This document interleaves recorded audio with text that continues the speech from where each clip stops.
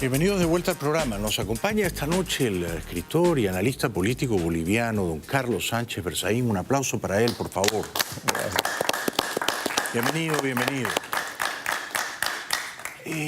Comencemos con el Perú, si te parece. ¿Qué piensas de lo que ha hecho el señor Vizcarra al cerrar el Congreso? Fíjate que don Mario Vargas Llosa, premio Nobel, ayer en un artículo periodístico ha celebrado la decisión de Vizcarra, ¿no? Ha dicho que es plenamente constitucional y que es buena para la democracia. 90% de los peruanos piensan como don Mario Vargas Llosa. ¿Qué piensa usted, don Carlos? Yo pienso que no siempre la opinión popular, entre comillas, de la masa es la verdad.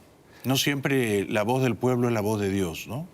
Bueno, la mayoría crucificó a Jesucristo y hacen una serie de barbaridades. Por eso la democracia no es el sistema de la mayoría. La democracia es el sistema del respeto a los derechos fundamentales de del Estado de Derecho. Claro. La protección de la minoría es la democracia, no que la mayoría se lo ¿Tú estás quiere. en contra del cierre del Congreso? Absolutamente. A mí me parece una medida arbitraria, es un golpe de Estado.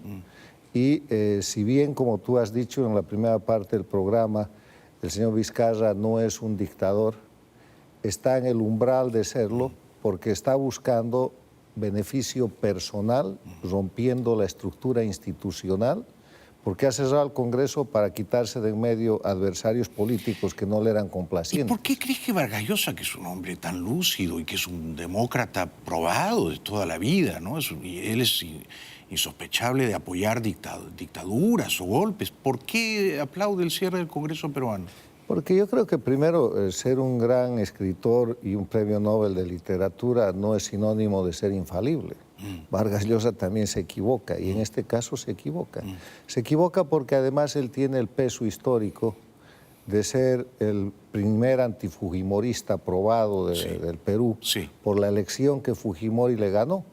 Que a lo largo del tiempo que ha pasado desde entonces, estamos hablando de 1990. Casi 30 años. Bueno, Vargas Llosa nunca ha olvidado y sigue peleando contra el fujimorismo. ¿Tú crees que el fujimorismo va a desaparecer como partido político en el Perú? Porque están en su hora más aciaga, ¿no? Estuvieron a punto de tomar el poder en 2011 y luego en 2016. Keiko perdió en segunda vuelta y por puesta de mano contra Humala y luego contra Kuczynski. Da la impresión ahora de que están en una seria crisis. Están en una seria crisis. Yo no creo que desaparezca, pero se va a reducir. Lo que más ha dañado al fujimorismo ha sido la pelea interna. Los poderes no se caen de afuera, se caen de adentro. Esa disputa entre hermanos, esa situación en torno al propio padre, ha liquidado un movimiento que era muy popular y muy fuerte. Se han canibalizado entre ellos y además están todos ahora bajo la sospecha de la corrupción, pero yo creo que también el propio Vizcarra está bajo esa sospecha, ¿no, Carlos? Bueno, el tema de Odebrecht es una cosa muy grave, ¿no? Se conoce Odebrecht, pero debería llamarse la corrupción del Foro de Sao Paulo, porque no hubiera sucedido esto si el presidente de Brasil, Lula, en su momento, no hubiera abierto los fondos federales del Brasil para que 15 empresas brasileras, Odebrecht, OAS, Andrade Gutiérrez, Queiroz Galvão y más, hagan negocios con ese dinero bajo la dirección de Castro y Chávez. Sí, Lula era el gran jefe de la corrupción en toda la región. Dime, ¿tú crees que hay un peligro de que la izquierda chavista del Perú gane las próximas elecciones generales? Yo creo que de alguna manera el entorno de Vizcarra está penetrado por esa tendencia, porque Vizcarra está cumpliendo exactamente la agenda de desestabilización que se cumplió en Venezuela antes de Chávez, en Bolivia antes de Evo, en el Ecuador antes de Correa, que consiste básicamente en, a partir de muy legítimas razones, crisis económica que no tiene el Perú, corrupción que sí tiene, destrozar el sistema de partidos políticos, clasificarlos como tradicionales, destrozar después de eso el sistema institucional, cambiar o modificar la Constitución, acabar con las cláusulas pétreas que sostienen la institucionalidad democrática, lo que supone terminar con el Estado de Derecho, y después tomar el poder indefinidamente. Esto último, digamos, tengo muchos amigos en Lima, tengo amigos en ambos lados, ¿eh? Tengo amigos a favor del cierre del Congreso y en contra del cierre del Congreso. Y he leído opiniones muy inteligentes en ambos lados también.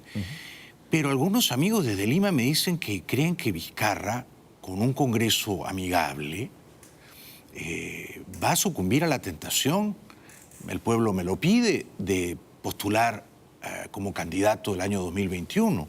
¿Te sorprendería eso? No, si sigue la agenda castrochavista, claro, él lo que tiene que hacer es influir en la nominación de ese Congreso, va a hacer campaña por determinados sectores, va a tomar una mayoría en el Congreso. Van a tener mayoría ellos, claro. Bueno, y después en ese Congreso de 1 año y medio va a transformar la estructura institucional, se va a reelegir y ya está.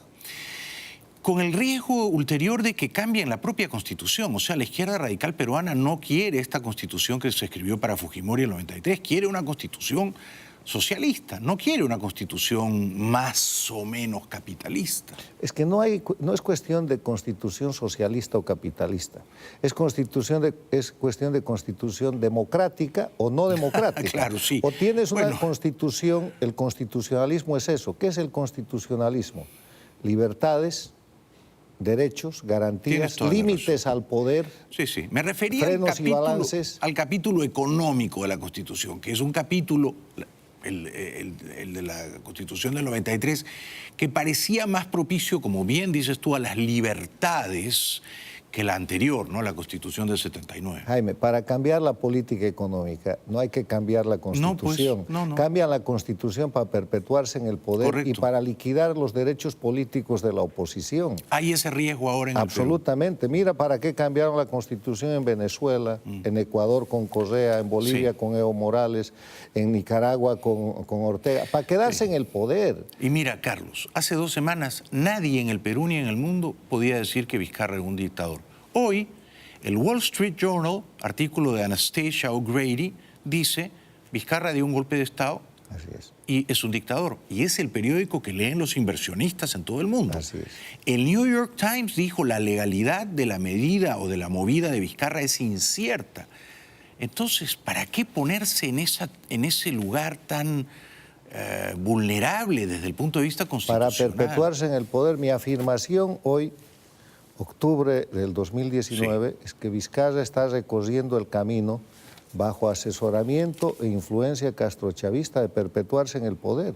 Y lo vamos a ver en meses. O sea, sus defensores se ríen cuando alguna gente esgrime ese argumento. Dicen son unos ridículos, Vizcarra no es chavista, si fuera chavista no le habría propuesto al Congreso adelantar todas las elecciones para abril del próximo año, el Congreso desoyó esa sugerencia, Vizcarra quería irse a su casa 1 año antes. Si esa fuera la línea, lo que Vizcarra tendría que haber hecho después de haber cerrado el Congreso era poner su propio mandato en elección. Claro. Sería mucho más creíble Vizcarra si dijera vamos a las elecciones y aunque el Congreso no me aceptó, elijamos también presidente. Tienes toda la Entonces se vería honestidad, pero no, ahora ha cerrado el Congreso y está proyectándose individualmente en el camino del castrochavismo. Ahora, la política es como la ruleta, lo que se ve se anota.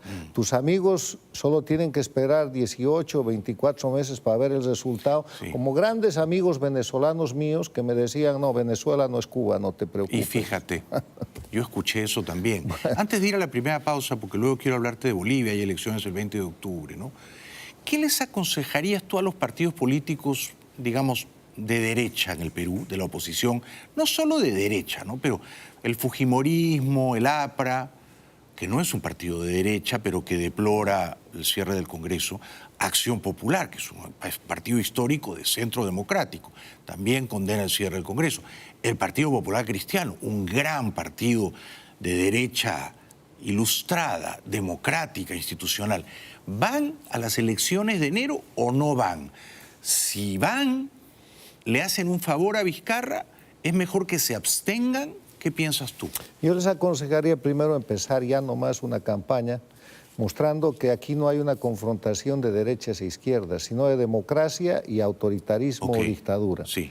Y en esa dinámica pedirle a Vizcarra que la elección sea también para presidente. Pero no la va a permitir. No la va a permitir. Entonces, cuando no la permita, ese conjunto de partidos, y como este no es un tema de derecha o izquierda, evaluando la situación, yo creo que deberían ir a la elección tal vez formando un frente democrático peruano, Sí. donde haya una agrupación de partidos no agrupados por ideología, no agrupados por convicciones o tendencias políticas, sino por el salvataje de la democracia. Es decir, vamos a tener mayoría en el Congreso contra el señor Vizcarra un frente para constitucional. restaurar la democracia en el Perú. Un frente restaurador no ideologizado, pero sí en defensa de la democracia peruana. Les daría mucho valor y tendría una gran bandera. Interesante, interesantísimo. Regresamos después de la pausa. Le voy a preguntar a don Carlos Sánchez Berzaín qué va a ocurrir en Bolivia en 2 semanas. Yo he pronosticado que Evo Morales va a ir a una segunda vuelta contra Mesa y en la segunda vuelta va a ser trampa. Pero me parece que el vaticinio de don Carlos no va a coincidir con el mío. Regresamos después de la pausa.